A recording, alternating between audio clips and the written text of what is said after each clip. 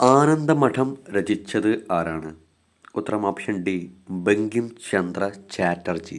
അപ്പോൾ ബങ്കിം ചന്ദ്ര ചാറ്റർജിയാണ് ആനന്ദമഠം രചിച്ചത്. ഇനി ഇതുമായിട്ട് ബന്ധപ്പെട്ട് വരുന്ന മറ്റു ചോദ്യങ്ങൾ എന്തൊക്കെയാണെന്ന് നോക്കാം. ദേശീയ ഗീതമായ വന്ദേമാതരം എഴുതിയത് ബങ്കിം ചന്ദ്ര ചാറ്റർജിയാണ്.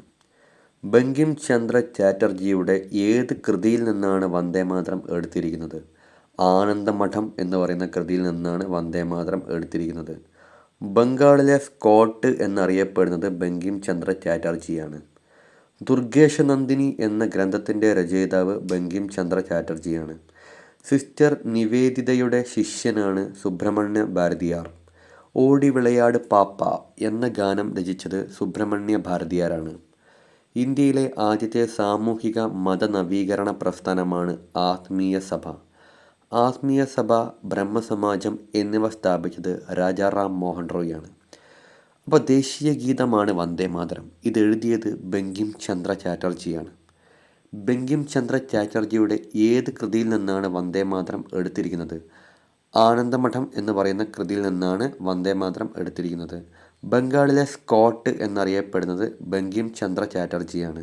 ദുർഗേശനന്ദിനി എന്ന ഗ്രന്ഥത്തിൻ്റെ രചയിതാവ് ബങ്കിം ചന്ദ്ര ചാറ്റർജിയാണ്. സിസ്റ്റർ നിവേദിതയുടെ ശിഷ്യനാണ് സുബ്രഹ്മണ്യ ഭാരതിയാർ. ഓടി വിളയാട് പാപ്പ എന്ന ഗാനം രചിച്ചത് സുബ്രഹ്മണ്യ ഭാരതിയാരാണ്. ഇന്ത്യയിലെ ആദ്യത്തെ സാമൂഹിക മതനവീകരണ പ്രസ്ഥാനമാണ് ആത്മീയ സഭ. ആത്മീയ സഭ, ബ്രഹ്മസമാജം എന്നിവ സ്ഥാപിച്ചത് രാജാറാം മോഹൻ റോയിയാണ്. ഇന്ത്യൻ നവോത്ഥാനത്തിൻ്റെ പിതാവ് രാജാറാം മോഹൻ റോയിയാണ്. ഇന്ത്യൻ ദേശീയ പത്രപ്രവർത്തനത്തിൻ്റെ സ്ഥാപകനാണ് രാജാറാം മോഹൻ റോയ്. സാഹിത്യ നോബൽ നേടിയ ആദ്യ ഏഷ്യക്കാരനാണ് രവീന്ദ്രനാഥ ടാഗോർ. ശാന്തിനികേതൻ ആരംഭിച്ചത് ടാഗോറാണ്. 1919 ജാലിയൻ വാലാബാഗ് കൂട്ടക്കൊലയിൽ പ്രതിഷേധിച്ച് സർ പദവി ഉപേക്ഷിച്ചത് ടാഗോറാണ്. എൻ്റെ ഗുരുനാഥൻ എന്ന് നെഹ്റു വിശേഷിപ്പിച്ചത് ടാഗോറിനെയാണ്.